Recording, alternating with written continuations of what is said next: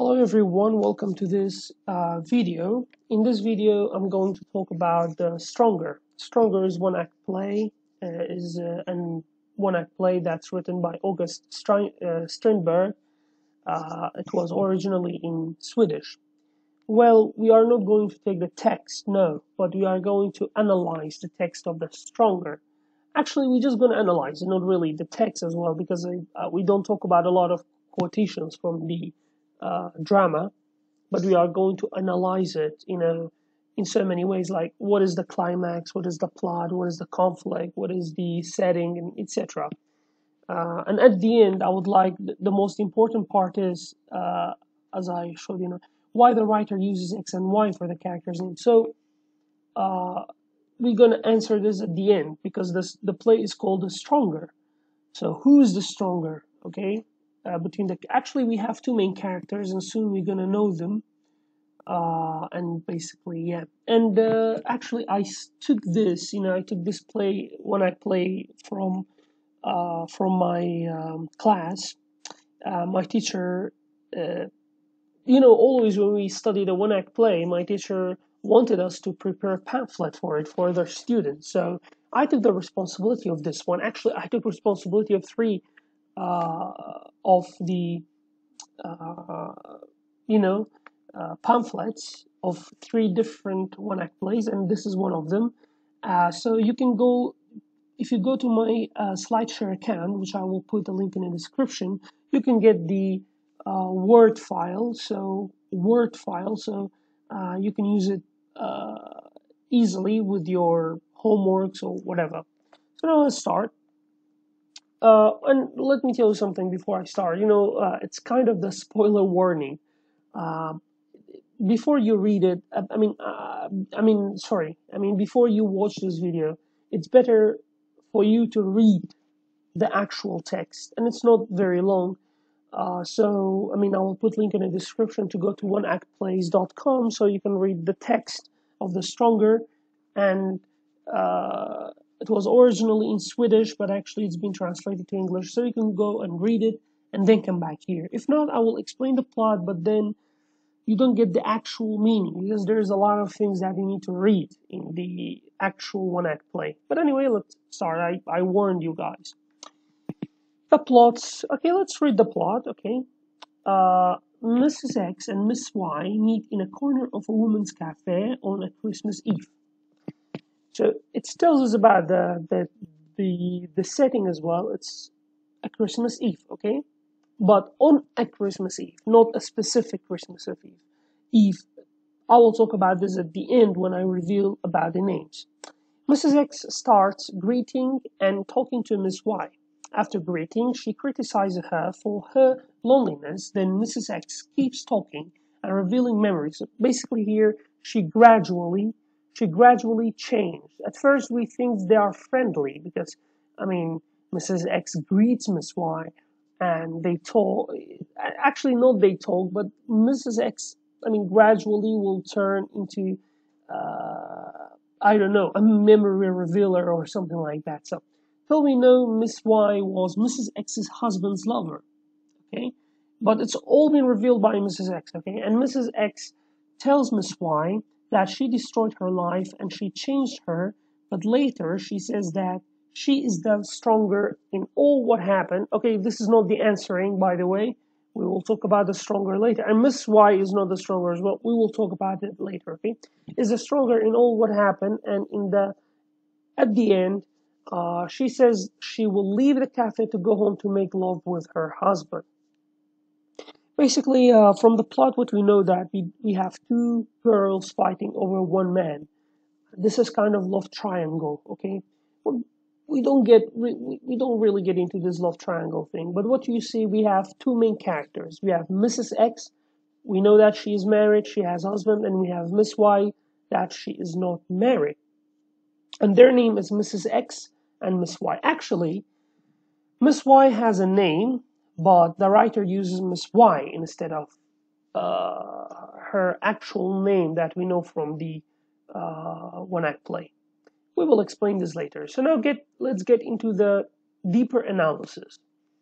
We have climax, okay? So the climax of the play is when Mrs. X expresses the reality and tells Miss Y, this is a quotation from the actual one-act play. This is the climax. This is the last point of the highest point of the play. She says that I hate you, or I hate you, how I hate you. So here, Mrs. X expresses the reality, and she tells Miss Y that she hates her. Okay? So, and she had eaten her from inside. So Mrs. X tells Miss Y that you had eaten me from inside. Okay? And she tells her that you cannot keep a man's love, but you can steal it from the others. So here there is a weakness of Mrs. X, and we see Miss Y is stronger. If you see, this is like opposite of the plot. We said that Mrs. X says, I am the stronger because I will go home to make love with my husband, while you love my husband and you cannot make love with her, you cannot keep her. You couldn't keep her, actually. It's a past tense. You couldn't keep him. Sorry, not her, him. You couldn't keep him. So I am the stronger. But here, it's a bit different. The climax is a bit different. In the climax, we see that Mrs. X loses it. She just let it out, Basically, I forgot to mention something. Mrs. X talks all the way throughout the play. From the beginning till the end, she's just talking. She's just talking. But about Miss Y, she's not. She's not even say a word from the first till the end of the play. It tells us a lot, by the way. Okay, it's not just like she's not talking and that's it. No, everything has its meaning. Anyway, then we have the conflict. Okay, let's see what is the conflict. So the conflict, by here you should figure out what is the conflict. From the climax and the plot. But anyway, the conflict of the play is between Mrs. X will and again against Miss Y's will. So there's fight between wills. Okay. For example, Mrs. X wills to keep her husband and family from girls, not just from Miss Y, by the way. When she reveals memories and etc., shadowing and etc., she also talks about other women. There was a woman, I forgot her name, Franzitic, something like that. She also kept eye on her husband. But anyway, this is the main conflict. Two women have fighting for their wills. They don't fight physically, but they fight mentally. Mrs. X tries to keep other women away from her husband and fights whoever comes to her way. On the other hand, or on the other side, Miss Y is in love with Mrs. X's husband, and she wills to gain her love. So this is the main conflict here. Sorry.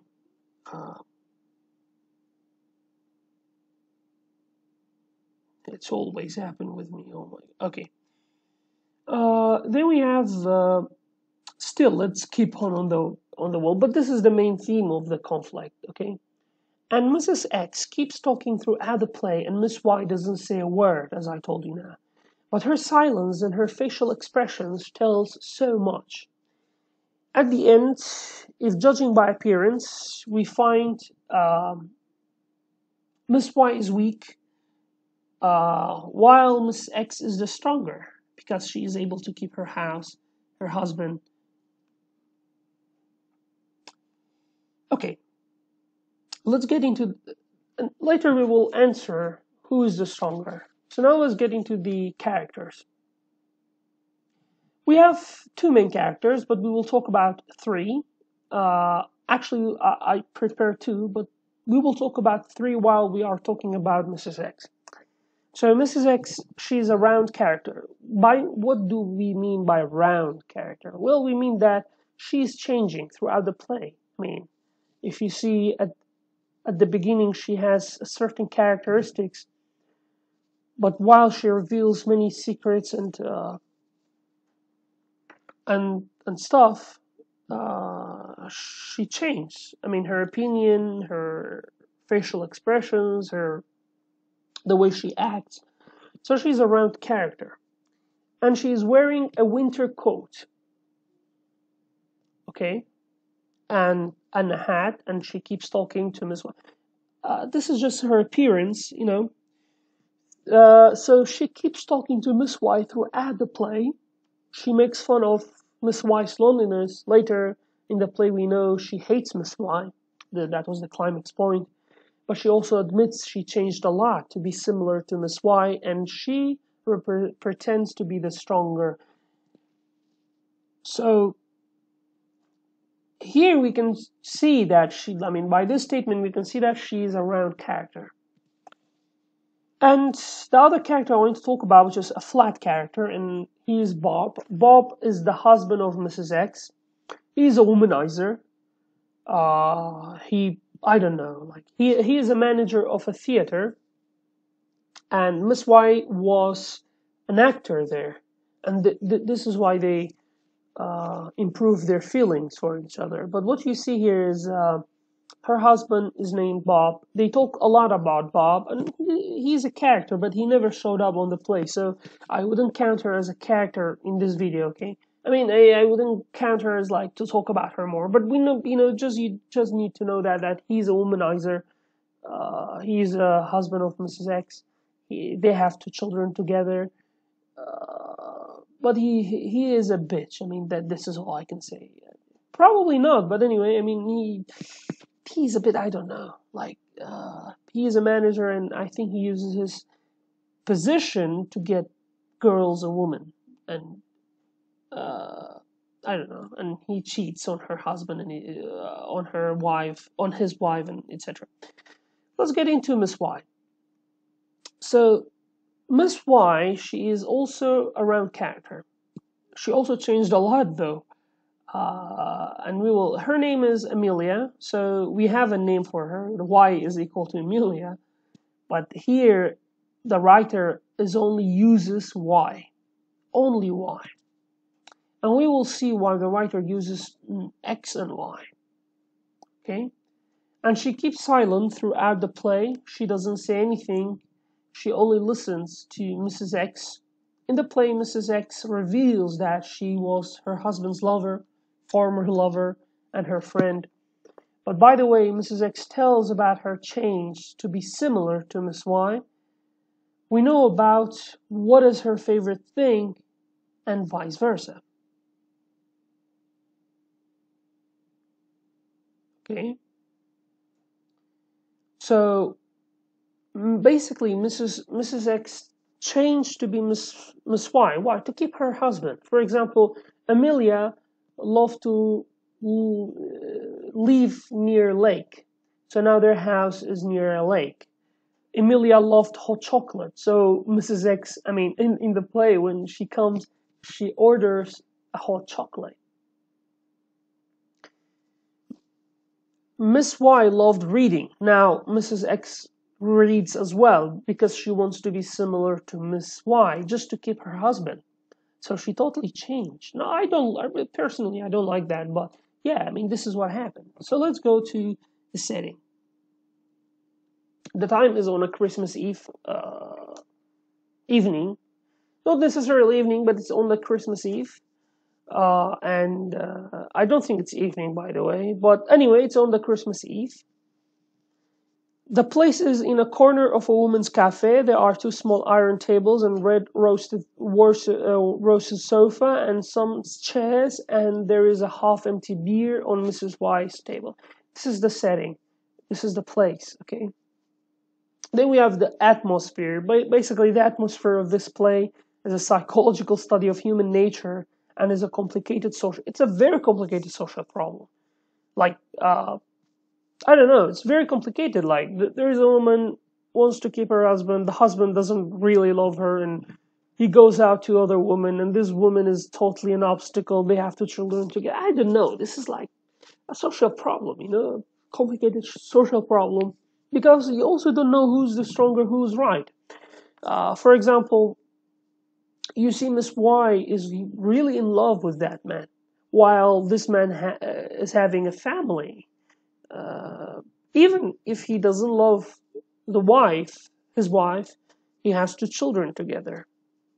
I mean, if the woman, even if the man leave her, his family, he's a bad man. You would say that, even if he doesn't love his wife.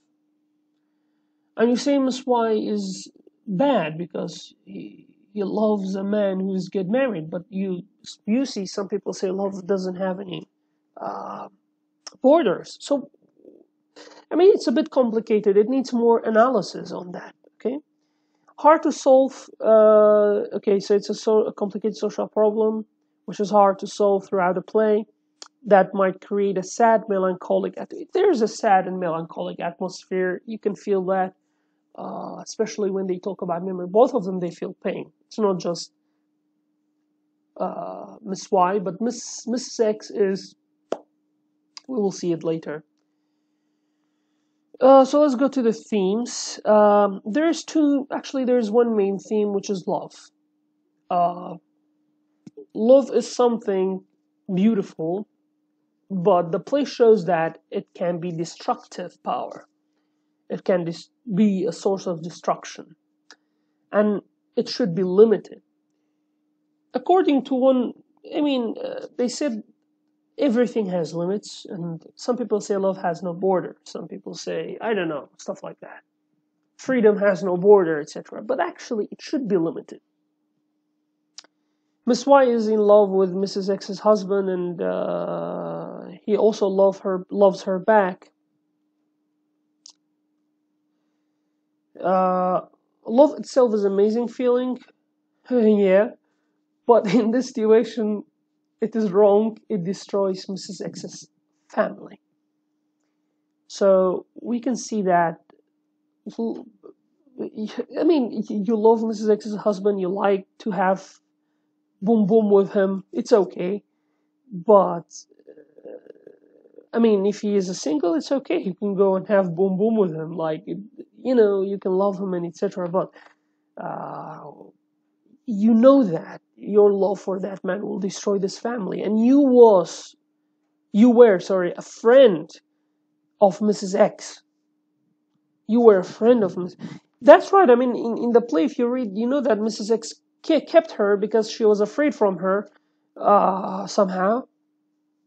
Because she was more beautiful, etc. But I mean, they were friends. Like, it's immoral if you fall in love with your friend's girlfriend or boyfriend or husband or wife, So love should be limited. I mean, it really should be limited. Okay, otherwise it's a destruction force, a destructive force. That was first theme. Another theme is giving up. Okay, you can put it in that way, giving up. For example, we should not be changed ourselves. For example, Mrs. X changed every characteristic in herself to be similar to Amelia or Miss Y just to keep her husband and family. Family is, you cannot tie a family with glue, okay?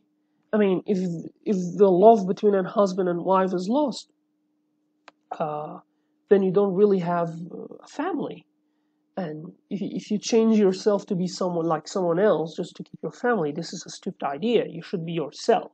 You should not you lose yourself in the music the moment you want it and you never let it go. You get only one shot. Do not lose it. Okay, so this is the Eminem song, Lose Yourself. You should not lose yourself, okay? Don't lose yourself. But in music, it's okay, okay? All right. So let's get into actually not last slide, but this is one before last but not least. Why the writer uses X and Y for the character's name but not an ordinary name? Probably you got some ideas about this question, but because I already analyzed it, but in uni we didn't really analyze. Before we analyzed it, my teacher asked us why the writer uses X and Y for the characters' names but not an ordinary name like Amelia, Georgiana, or etc., etc. Well, we thought for a bit. Actually, I had some crazy thoughts like, it means XY, which means chromosomes XX and XY. But actually, I said no, it's stupid. There's not anything like that about that, you know. But finally, I gave the answer, and it was true. I said, I was really happy, you know. I was like, I was very happy that, oh, I'm a genius, you know. I know the answer of this riddle, because it looks like a puzzle or a riddle. Basically, I said, as we know in mathematics, we have x and y, and we can replace it with any number, with any numbers that we want, you know. For example, x can be 1 to infinity, y the same thing. So that's why the writer uses this. The writer, by this, wants to tell us, he wants to tell us that x and y can be replaced by any name in the world. And it can, so the writer wants to tell us that this thing can happen to any family, to any person, and can happen in any place in the world. Okay, it can happen in any society of the world, can happen in any place in the world. So that's why the writer uses x and y for the names, Mrs. X and Miss Y. Before I finish this, I want to show you one more thing, a quote. There's a lot of quotations that I explained in the pamphlet, in the link down below, in my SlideShare account, but here I will just provide you one, because I don't want to make it longer as well. But maybe when all is said, I am really the stronger right now. This is what Mrs. X said. So here Mrs. X tries to tell Miss Y that she is the stronger because she took everything from Miss Y and she lost everything. Mrs. X says that she is like a thief because she only took whatever Miss Y had, but Miss Y didn't get anything. This is Mrs. X. Mrs. X said, but Miss Y didn't get anything from her, so she had what Miss Y had lost. This is what Mrs. X said. We cannot totally believe that. So, who's the stronger? Who's the stronger? Well, if we judge by appearance, Mrs. X is the stronger. If we judge by someone's psyche, Miss Y is kind of stronger. Miss Y actually, she only lost the men, but she hasn't lost herself. But Mrs. X, she lost herself, and she has to stay. She has to stay like this throughout her life. She has to keep her men away from other people, and her husband does things that Amelia loved. So that's why, they love themselves. So, in my opinion, we don't have stronger here. No one is the stronger. Everybody lost something. Probably the winner is the man because he's a player. You know, he's a womanizer player. He's a manager of a theater and he meets a lot of women. But no, actually, everyone in this play lost something in the society. And yeah, I sound serious right now. But anyway, it's my opinion. No one is the winner and no one is the stronger. Being strong, I have a different definition for being strong. Being strong is not by muscles, is not by keeping your woman or a man that doesn't love you. You have to put them in trash if they no longer love you and they want to cheat on you. So that's why I think that no one is the stronger here and no one is the real winner in this battle. But if we see Miss Y is a bit stronger not in the meaning that she is called, but in the meaning that she could keep herself. She hasn't lost herself, and it's admirable. I admire her for that. But Mrs. X, she changed to someone else just to keep someone else in her life, and I don't know. And it's not because of her children, though. They talk about their children, but she only uses her children just to make Amelia feel bad, and only for that she uses her children. Otherwise, she doesn't really love her children. She loves her children. Every mother loves her children, but it's a bit different in display. Anyway, I hope you like this video. If you want more of analysis, just let me know. And have a nice day and bye.